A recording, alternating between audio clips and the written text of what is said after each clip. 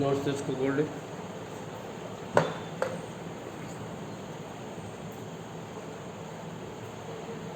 అమ్మ ప్రైజ్లాడు.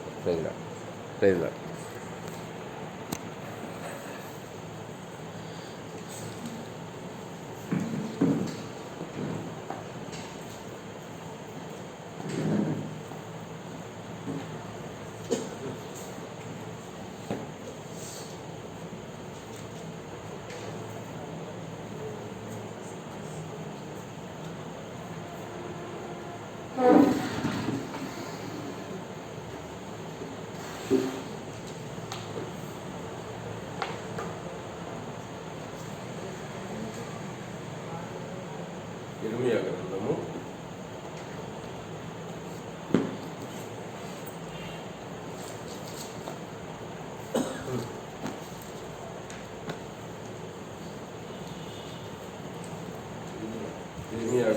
9వ అధ్యాయము.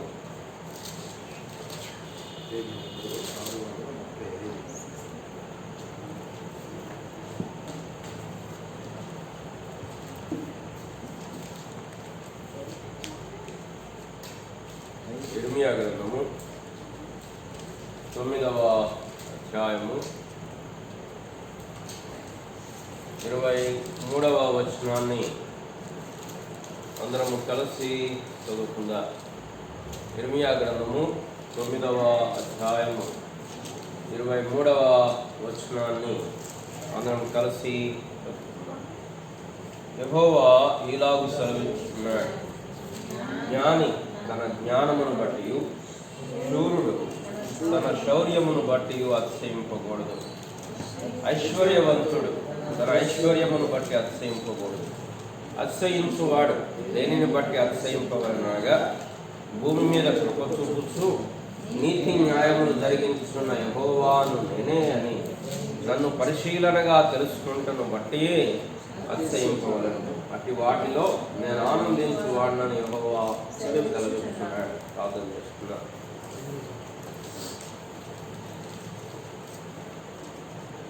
ప్రేమ తండ్రి, ఈ యొక్క రాత్రికాల సమయంలో మీ పాద సన్నిధికి వచ్చి ప్రభువా, మేము మీతో మాట్లాడటానికి, మీ స్వరము మేము వినటానికి, మీ స్వరము చేత మేము సరి చేయబడటానికి, మీ స్వరము చేత మేము ఆదరించబడటానికి మీరు మాకు సహాయం చేయండి. మీరు మా కృప చూపించండి ప్రభువా. మీ వాక్యముల నుండి లోతైనటువంటి సంగతులు, గూఢమైన సంగతులు, మర్మమైన సంగతులు గ్రహించడానికి ప్రభువా సహాయం చేయండి. వాటికంటే ముఖ్యంగా ఏదైతే ప్లెయిన్గా చెప్పబడిందో దాన్ని గ్రహించడానికి కృప చూపించండి. మా సమయాన్ని ఆశీర్వాదకరంగా, దీవెనకరంగా చేయమని కృప చూపించమని యేసు ప్రభువును ప్రార్థిస్తున్నాను తండ్రి.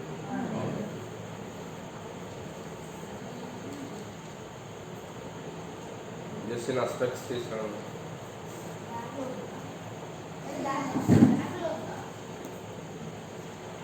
గోల్డ్ ఇది రికార్డ్ అవుతుందో చూడు, ఛార్జింగ్ అవుతుంది.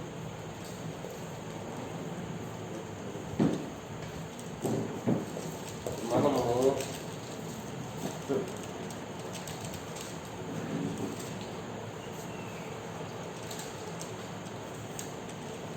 దేవుని గురించి చదవటం మొదలు పెట్టాను. డాక్ట్రిన్ ఆఫ్ గాడ్ అంటారా?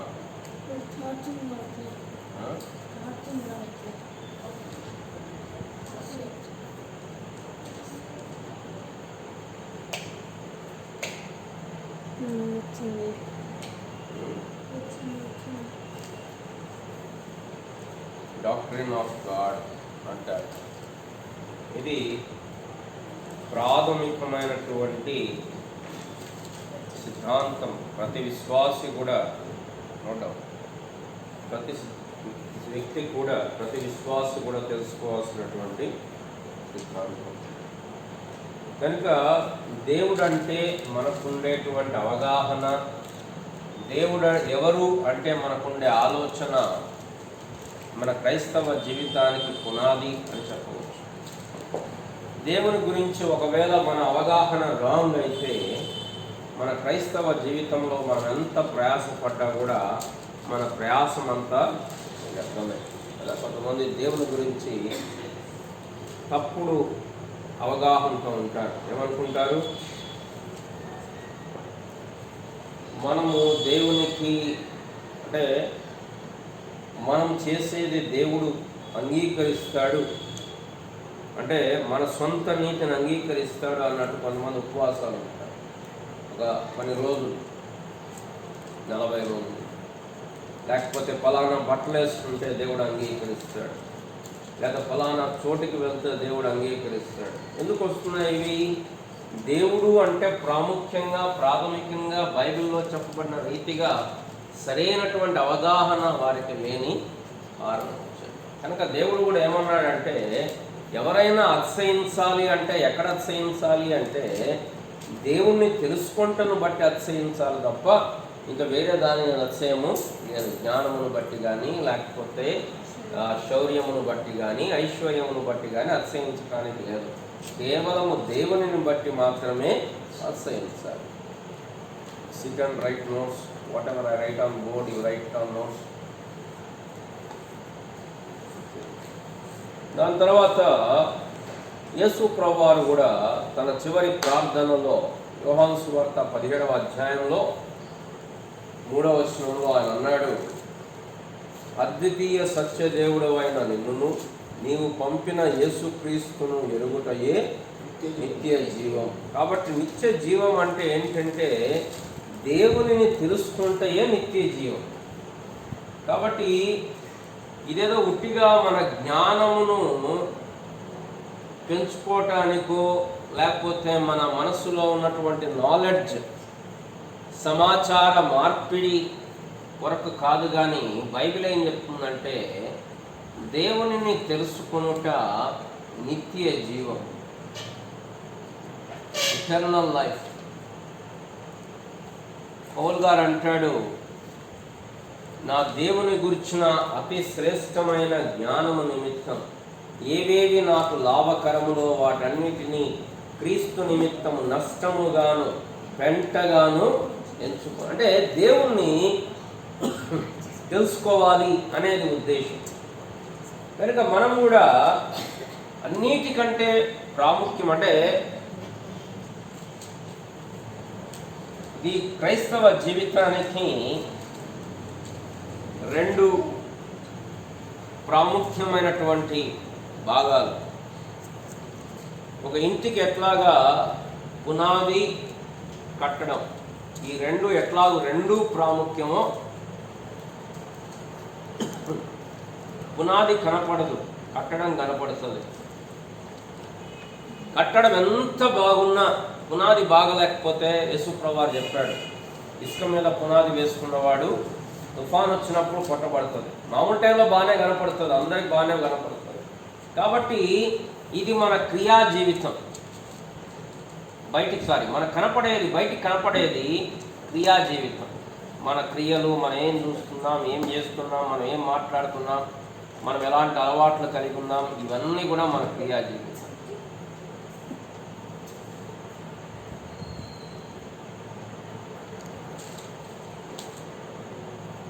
దీనికి పునాది ఏమై ఉండాలంటే దేవుని గురించినటువంటి జ్ఞానం, దేవుని గురించిన తెలివి, పరిశుద్ధ దేవుని గురించిన తెలివి, దేవుని గురించిన జ్ఞానం. కాబట్టి దేవుడు ఏం చేశాడో తెలుసుకోవటం పునాది, మనం ఏం చేయాలో తెలుసుకోవటం కట్టడం లేదా బిల్డింగ్. చాలాసార్లు జరిగేది ఏంటంటే దీనికి ఎక్కువ ప్రాధాన్యత ఇస్తారు, దీన్ని మర్చిపోతాడు. దేవుడు ఏం చెప్పాడు, దేవుడు ఏం చేశాడో చెప్పాడు. ఎంతసేపటికి నువ్వు ఇలా ఉండాలా, నువ్వు అలా ఉండాలా, నువ్వు ఇలా చేయకూడదు, నువ్వు అబద్ధం ఆడకూడదు, నువ్వు ఇది చూడకూడదు, నువ్వు ఇది మాట్లాడకూడదు, నువ్వు ఇది బట్టలు వేసుకోకూడదు, నువ్వు ఇది పెట్టుకోకూడదు, ఇది చేయకూడదు. ఇది మంచిదే, కానీ అది ఎక్కడి నుంచి రావాలి అంటే పునాది నుంచి రావాలి. అది ఎక్కడ కట్టబట్టాలి? పునాది మీద కట్టాలి. పౌలు గారు రోమీలకు రాయబడిన పత్రిక రాశాడు, రోమా పత్రిక రాశాడు. ఎన్ని అధ్యాయాలు? 16 అధ్యాయాలు. 16 అధ్యాయాల్లో లాస్ట్ అధ్యాయం మొత్తం గ్రీటింగ్స్ పోతుంది. అంటే 15 అధ్యాయాలు కంటెంట్ ఉంది. ఈ 15 అధ్యాయాల్లో దేవుడు ఏం చేశాడు అనే పునాది 11 అధ్యాయాలు చెప్పిన తర్వాత 12వ అధ్యాయం నుంచి ఇందువలన సహోదరులారా దేవునికి అనుకూలమును సజీవ యాగముగా మీ దేహములను దేవునికి సజీవ యాగముగా సమర్పించుడని ఆయన వాత్సల్యమును బట్టి మిమ్మును బతిమాలు. ఏముందమ్మా చదువమ్మా? సహోదరులారా పరిశుద్ధమును దేవుని అనుకూలమునైన సజీవ యాగముగా మీ శరీరములను ఆయనకు సమర్పించుడని వాత్సల్యమును బట్టి మిమ్మల్ని బతిమాలుచున్నారు. ఇట్టి సేవ మీకు. అక్కడి నుండి మనం ఏం చేయాలో రాశాడు. అంటే 11 అధ్యాయాలు దేవుడు ఏం చేశాడో చెప్పిన తర్వాత మిగిలిన 3 అధ్యాయాలు 12, 13, 14 మనం ఏం చేయాలో రాశాడు. చాలా వరకు పత్రికల్లో, ఉదాహరణకు ఎఫెసీయులకు రాయబడిన పత్రికలో కూడా 6 అధ్యాయాలు ఉంటే మొదటి 3 అధ్యాయాలు దేవుడు ఏం చేశాడో చెప్పి దాని తర్వాత 3 అధ్యాయాలు మనం ఏం చేయాలో రాశాడు. ఇంకా చెప్పాలంటే కరెక్ట్ 3.5 అధ్యాయాలు ఆయన ఏం చేశాడో చెప్పి మిగిలిన 2.5 అధ్యాయాలు మనం ఏం చేయాలో చెప్పాడు. కనుక ప్రియులారా, ఈ 2 ప్రాముఖ్యమే. కేవలం దీన్ని ఏమంటారంటే టెక్నికల్గా డాక్ట్రిన్స్ అంటారు, థియాలజీ లేకపోతే డాక్ట్రిన్.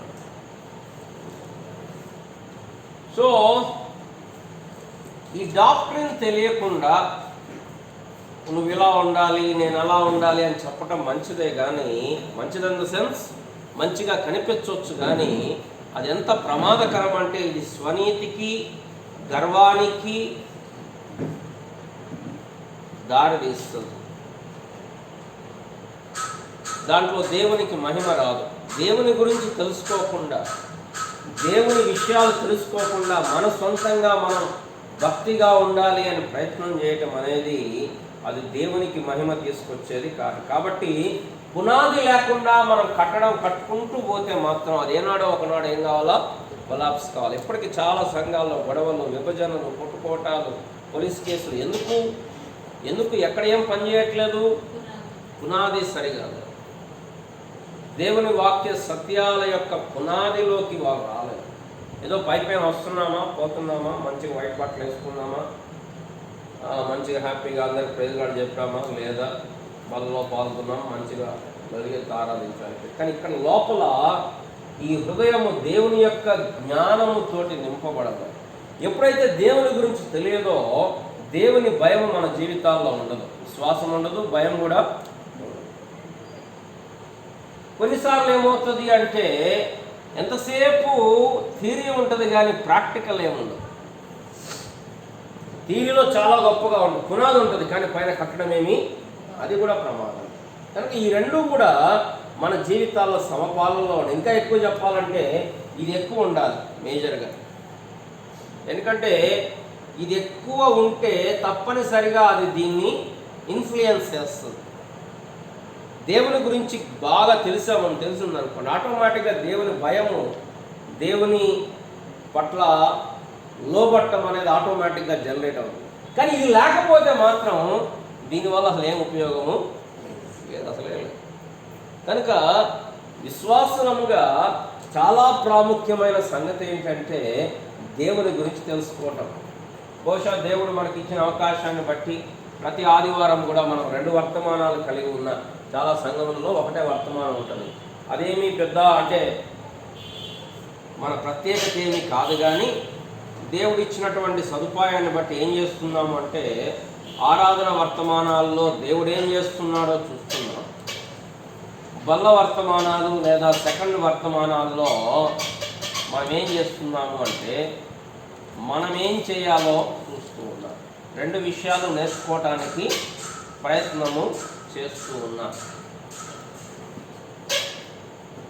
కనుక గత వారంలో మనం ఆరంభించింది ఏంటంటే ద డాక్ట్రిన్ ఆఫ్ గాడ్, దేవుని గురించినటువంటి సిద్ధాంతం. కాబట్టి గత 2 వారాలుగా మనం చూసింది ఏంటంటే దేవుని గురించి తెలుసుకోవాలి అంటే దేవుని మనకున్న సోర్సెస్ ఏంటంటే చుట్టూ ఉన్న ప్రకృతి కొంత చెప్తుంది, మనలో ఉన్న మనస్సాక్షి కొంత చెప్తుంది, దేవుని వాక్యం పూర్తిగా వివరిస్తుంది.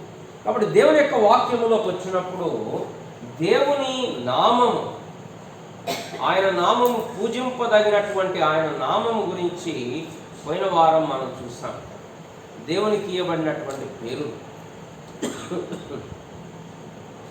ఎల్ అనగా దేవుడు. కాబట్టి బైబిల్లో దేవునికి వాడబడిన పేరు దేవుడు అన్నప్పుడు వాడబడిన హెబ్రీ పదం ఏంటంటే ఎలోహిం. ఎలోహిం అనే పదము దాదాపు 2500 సార్ల కంటే ఎక్కువ సార్లు ఈ పదము దేవునికి వాడబడింది. అనగా ఈ ఎలోహిం అనగా సృష్టికర్త అయినటువంటి దేవుడు. కాబట్టి దీనికి డెరివేటివ్స్ అలాగే నిత్యుడైన దేవుడు, సర్వశక్తి గల దేవుడు, సర్వోన్నతుడైనటువంటి దేవుడు. దాని తర్వాత యెహోవా అనే పేరు చూసాం, దేవుడైన యెహోవా అనే పేరు చూసాం. యెహోవా ఈరే, ఆయన చూచుకునేవాడు. యెహోవా రాఫా, స్వస్థపరచువాడు. యెహోవా రా, నా కాపరి. యెహోవా నిస్సి, విజయమిచ్చువాడు. యెహోవా షమ్మా, ఇక్కడ ఉన్నటువంటి వాడు. యెహోవా షాలోం, సమాధానకర్త. ఈ విధంగా దేవుని నామముల ద్వారా దేవుని యొక్క స్వభావాన్ని, దేవుని యొక్క గుణలక్షణాలను అర్థం చేసుకోవడానికి ప్రయత్నం చేశారు. ఈ వారంలో మనం ఏం చేస్తామంటే, ఈ వారంలో వచ్చే 2-3 వారములలో దేవుని యొక్క గుణ లక్షణాలు చాలా ప్రాముఖ్యం. దేవుని యొక్క యాట్రిబ్యూట్స్, దేవుని యొక్క యాట్రిబ్యూట్స్. ఏదన్నా పెళ్లి సంబంధం మాట్లాడేటప్పుడు ఏమంటారు? అబ్బాయి ఎలాంటోడు, అమ్మాయి ఎలాంటోడు అంటారు. అంటే అర్థం ఏంటి? మనలో అర్థం ఏంటి? ఎంత ఎత్తు ఉంటాడు, ఎర్రగుంటాడా, తెల్లగుంటాడా, నల్లగుంటాడా, ఉద్యోగం ఎంత, జీతం ఎంత, ఇవి. కానీ యాక్చువల్గా అక్కడ అడగాల్సింది ఏంటి? ఎలాంటోడు అంటే గుణం ఎట్లా ఉంటుంది. ఇక్కడ ఒక వ్యక్తికి ప్రాముఖ్యమైనది ఏంటంటే ఆదాయం కాదు. ఒక వ్యక్తికి ప్రాముఖ్యమైనది బయట స్ట్రక్చర్, హైట్ ఎంత ఉన్నాడు, వెయిట్ ఎంత ఉన్నాడు, ఇది కాదు. ప్రాముఖ్యమైనది ఏంటి? గుణగణము, క్యారెక్టర్ అంట. కాబట్టి దేవుని యొక్క గుణగణములను మనం గ్రహించటం చాలా ప్రాముఖ్యం. దేవుని యొక్క గుణగణములు లేదా లక్షణములు, గుణలక్షణములు అన్నారు. అట్రిబ్యూట్స్ ఆఫ్ గాడ్, గుణలక్షణములు, అట్రిబ్యూట్స్.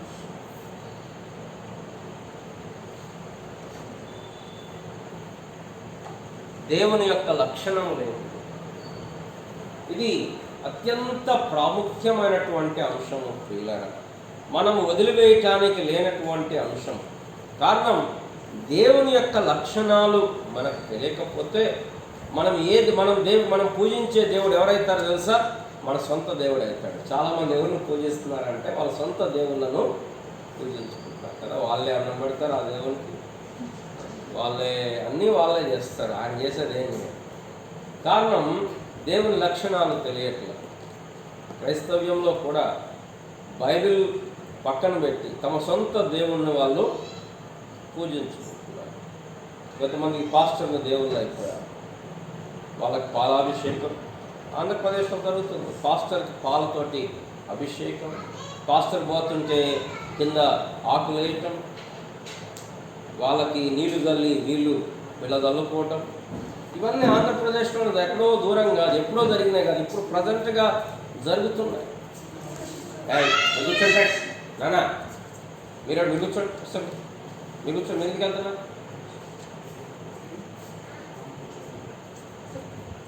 కాబట్టి కారణం ఏంటి అంటే వాళ్ళకు దేవుని యొక్క గుణలక్షణము. ఉదాహరణకి దేవుని యొక్క గుణలక్షణంలో ఒక లక్షణం ఏంటంటే ఆయన రోషము గలవాడు.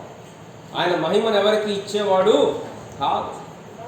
ఆయన మహిమను ఎవరు దొంగిలించనిచ్చేవాడు కాదు.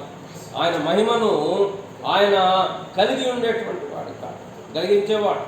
కనుక ఆయన ఎవ్వరికి ఇచ్చేవాడు కాదు. కనుక దేవుని స్థానమును మనం తీసుకోకూడదు. ఎవరైనా సరే మనుషులం, దేవునికి చెందాల్సిన ఘనత. విశ్వాసులు ఎక్కడ ఎవరిని గణపరచకూడదు? పాస్టర్ గారిని గణపరచకూడదు. ఒకవేళ అలా గణపరిస్తే ఏం జరుగుతుంది? దేవుని మహిమను పాస్టర్ గారు దొంగిలిస్తున్నాడు. ఎక్కడ మా పాస్టర్ గారు గొప్పోడు అనకూడదు. అంటే ఏమవుతుంది? దేవుని మహిమను దొంగిలిస్తున్నారు. ఏమనాలా? మా దేవుడు గొప్పవాడు, మా దేవుడు గొప్పవాడు. కనుక దేవుని మహిమను దొంగిలించే ప్రయత్నము చేయకూడదు. జనాలు నా దగ్గర రండి, నేను ప్రార్థన చేస్తాను, నా దగ్గర రండి, నేను ప్రార్థన చేస్తాను, నేను చేస్తే ఇలా అయింది, నేను చేస్తే అలా అయింది, నేను ప్రార్థన చేస్తే ఇలా అయింది, నేను చేయగా ఇలాగైంది, నేను చెప్పగా ఇలా మారారు, నేను చెప్తే ఇలా, నేను నేను నేను నేను నేను అని అక్కడ ఏం జరుగుతుంది? నేను అన్న చోటల్లా దేవుని మహిమను దొంగిలించాలి. కనుక దేవుని యాట్రిబ్యూట్స్ని మనం తెలుసుకోవటం చాలా ప్రాముఖ్యం. బైబిల్ పండితులు ఈ దేవుని యాట్రిబ్యూట్స్ని పలు రకాలుగా వర్గీకరించారు. నిజంగా అసలు దేవుని గురిన గుణలక్షణాలు అన్నీ మనం చదవటం, వాడు ఏం గుర్తుపెట్టుకోవాలంటే ఇవన్నీ కలిస్తే దేవుడు కాదు. దేవుళ్ళలో ఇవన్నీ ఉన్నాయి, దేవుళ్ళలో ఇవన్నీ కూడా ఉన్నాయి. కాబట్టి ఇది క్లాసిఫికేషన్. వీటన్నిటినీ వివరించినప్పుడు ఏం చేశారంటే, ఒక క్లాసిఫికేషన్ ఏంటంటే దేవుని లక్షణాల్లో కొన్నిటిని భౌతిక లక్షణాలు, ఫిజికల్ అట్రిబ్యూట్స్ అంటారు. భౌతిక లక్షణాలు. కొన్ని ఇంటలెక్చువల్, జ్ఞాన సంబంధమైనటువంటి లక్షణాలు. కొన్ని మోరల్ అట్రిబ్యూట్స్. ఇదొక క్లాసిఫికేషన్. మోరల్ అంటే ఏంటి? నైతికమైనటువంటి లక్షణాలు. ఉదాహరణకు దేవుడు పరిశుద్ధుడు, దేవుడు నీతిమంతుడు, దేవుడు పాపము చేయడు. ఇవన్నీ కూడా ఏంటవి? Moral attributes. దేవుడు అత్యంత జ్ఞానవంతుడు, ఆయన పశ్చాత్తాపడ్డు. ఇవన్నీ intellectual attributes. Intellectual attributes. Physical attributes. ఆయన సర్వవ్యాపి, ఆయన సర్వవ్యాపి, ఆయన సర్వశక్తి కలిగినటువంటి వాడు. ఇంకొక క్లాసిఫికేషన్ ఏంటంటే కమ్యూనికబుల్ అట్రిబ్యూట్స్. దీనికి తెలుగు కూడా నాకేమీ పదం దొరకలేదు, ఎందుకంటే దాని మీనింగ్ వేరే. కమ్యూనికబుల్ అంటే సమాచారం ఇచ్చేది అని, బట్ ఇక్కడ కమ్యూనికబుల్ అంటే సమాచారం కాదు, మానవునిలో కూడా, సృష్టిలో కూడా కనపడేటువంటి లక్షణాలు. ఉదాహరణకి మన సొంతంగా ఆలోచించే శక్తి ఉంది. ఎక్కడి నుంచి వచ్చింది? దేవుని దగ్గర. అలాగని పాపం దేవుని దగ్గర నుంచి వచ్చింది అనకూడదు. అన్నీ కాదు, కొన్ని విషయాలు, కొన్ని దేవునిలోంచి మనకి వచ్చినాయి. కమ్యూనికబుల్ అట్రిబ్యూట్స్ దేవుని నుంచి మనకు వచ్చాయి.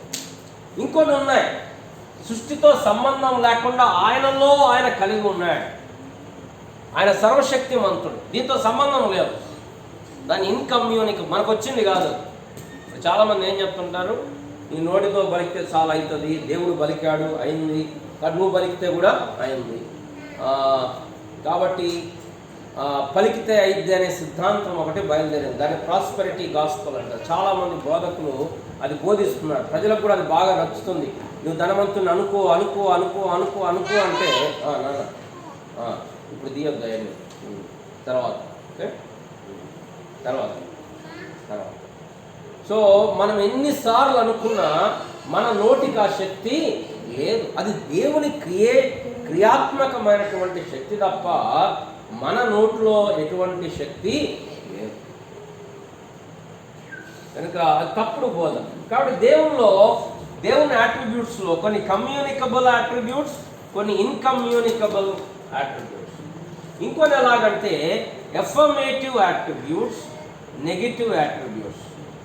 ఎఫర్మేటివ్ అంటే పాజిటివ్, నెగిటివ్ అంటే ఏవైతే ఉన్నాయో, ఏమున్నాయి దేవునిలో? ఆయన పరిశుద్ధుడు, ఆయన నీతిమంతుడు, ఆయన అన్యాయము.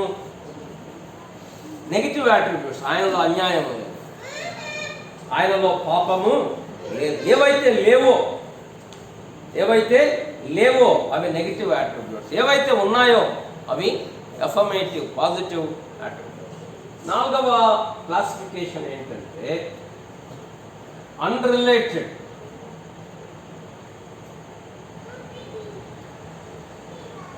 ఆర్ ఇంకో మాట చెప్పండి, అబ్సల్యూట్ అట్రిబ్యూట్స్. అబ్సల్యూట్ అంటే వేరే వాళ్ళతో సంబంధం లేకుండా తనంతట తాను కలిగి ఉండేటువంటి గుణలక్షణములు ఇవి కూడా ఉన్నాయి. మనం చూసేది ఇది. సో అబ్సల్యూట్ అట్రిబ్యూట్స్ ఎవరితో సంబంధం, తెలుగులో దీని పదం ఏంటంటే పరమ లక్షణాలు. పరమ అంటే అబ్సల్యూట్.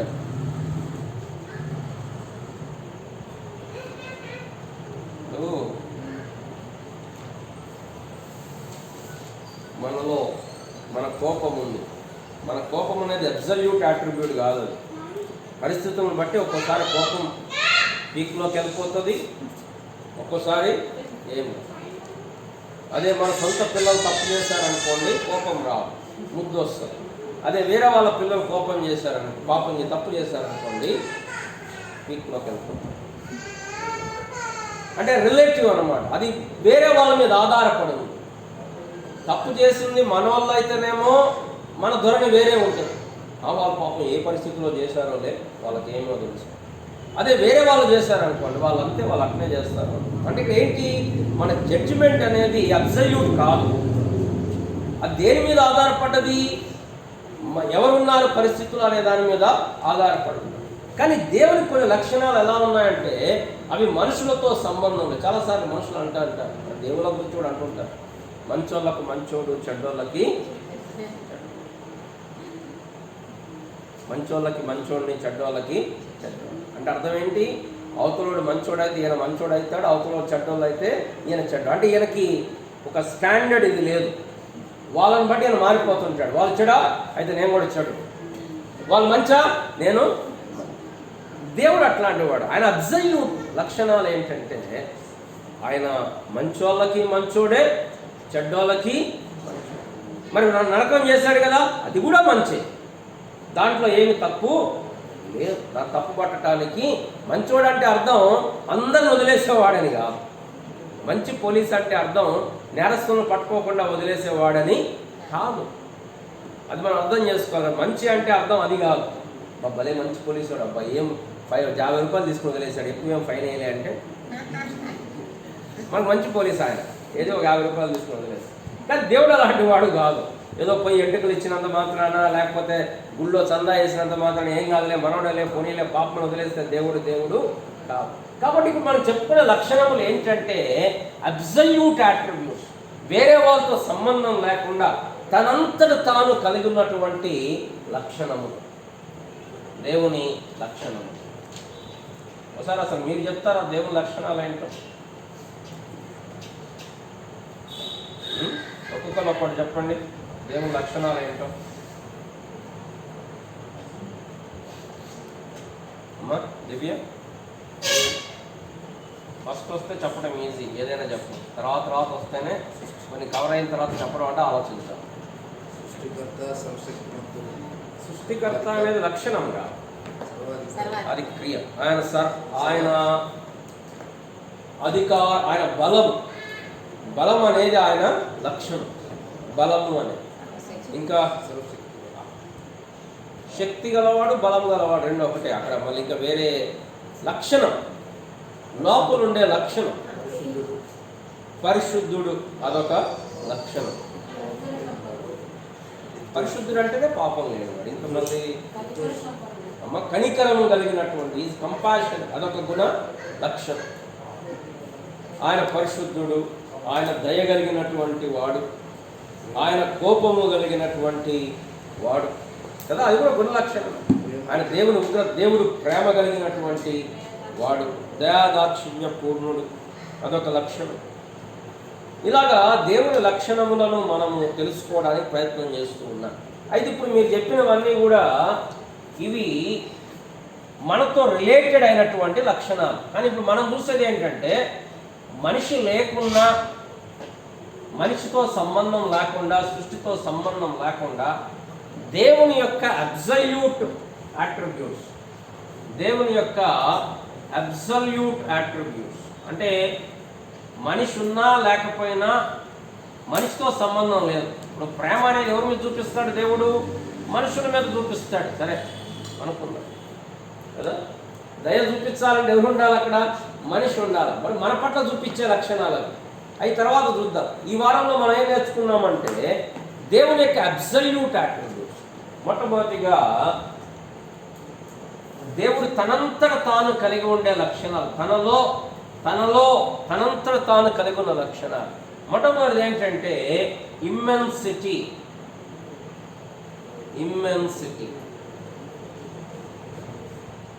తెలుగులో దీనికి సరైనటువంటి పదం దొరకలేదు. అయినా రాయాలి అంటే విస్తారమైనటువంటి వాడు. దేవుడు విస్తారం అనకూడదు, విస్తారం అనేది న్యూట్రల్కు వాడతాము. కాబట్టి ఇంకొంచెం బెటర్ పదం ఏంటంటే విశాలత. దేవుడు ఎంత విస్తారమైన వాడు అంటే భూమి ఆకాశములు ఆయనను పట్ట చాలు. నువ్వు ఎంత పెద్ద భూమిని పెట్టినా ఆ భూమి దేవునికి సరిపోదు. రండి 2వ దినవృత్తాంతములు 6వ అధ్యాయము 18వ వచనం. 2వ దినవృత్తాంతములు 6వ అధ్యాయము 18వ వచనము. Second Chronicle 6:18. మనుషులను కలిసి దేవుడు భూమి యందు నివాసము చేయున ఆకాశమును మహాకాశమును పట్టజాలవే. నేను కట్టిన ఈ మందిరం నిన్ను కట్టునా దేవా. చాలా. కాబట్టి ఇక్కడ ఇమ్మెన్సిటీ, విశాలత అంటే ఆకాశ మహాకాశములు పట్టజాలనటువంటి దేవుడు.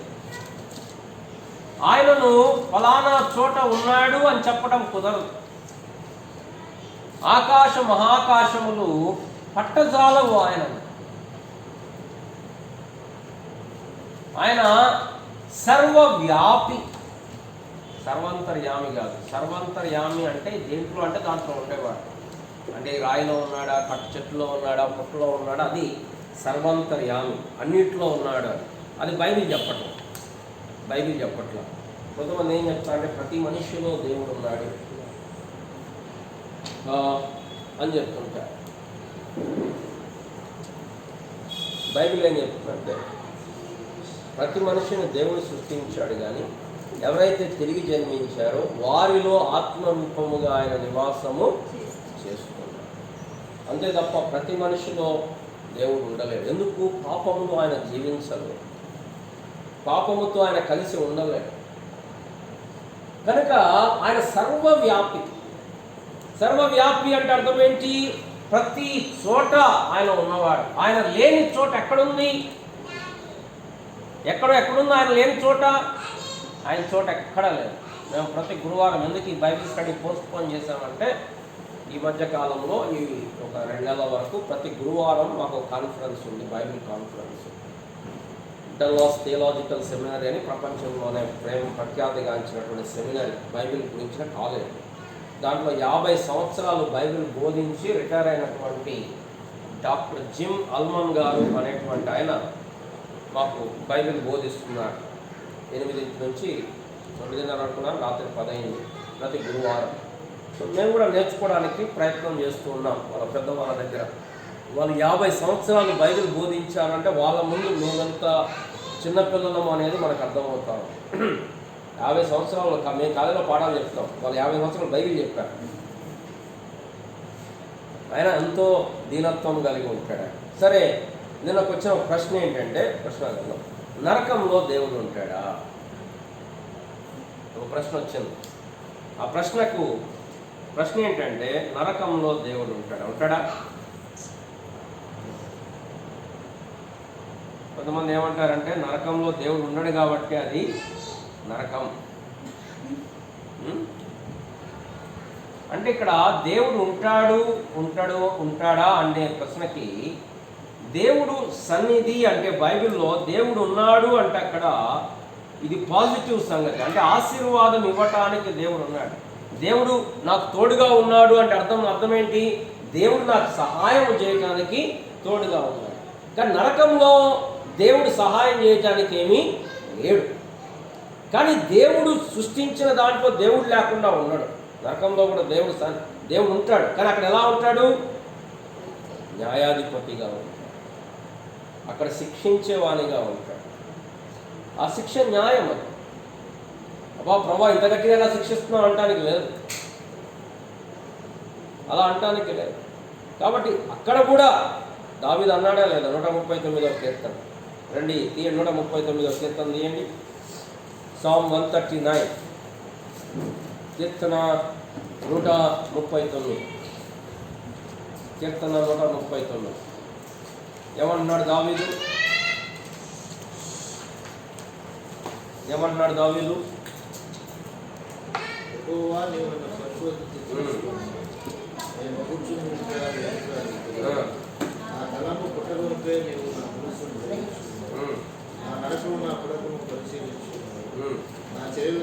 ఇక్కడికి వెళ్దాం.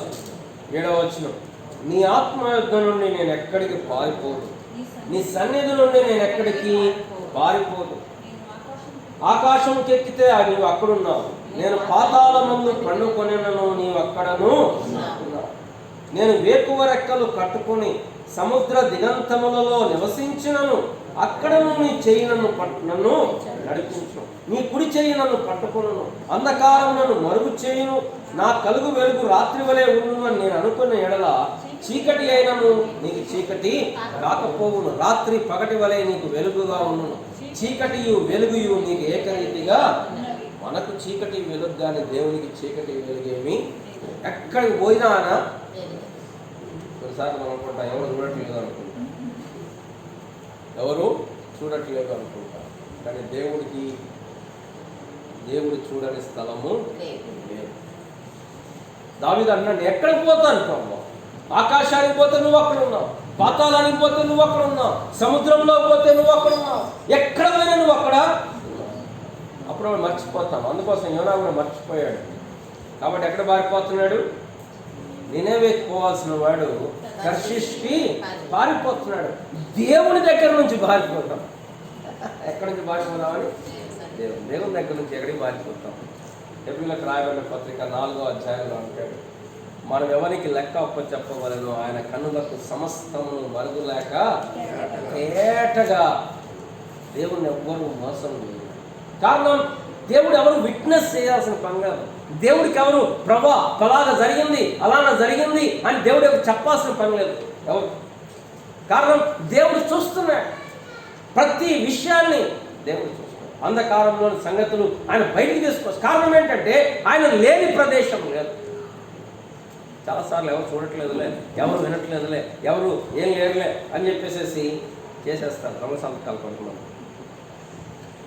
దేవునికి తెలియనటువంటి రహస్యము కారణం ఆయన immensity. There is no place where you can say that God is not there. దేవుడు అక్కడ లేడు అని చెప్పడానికి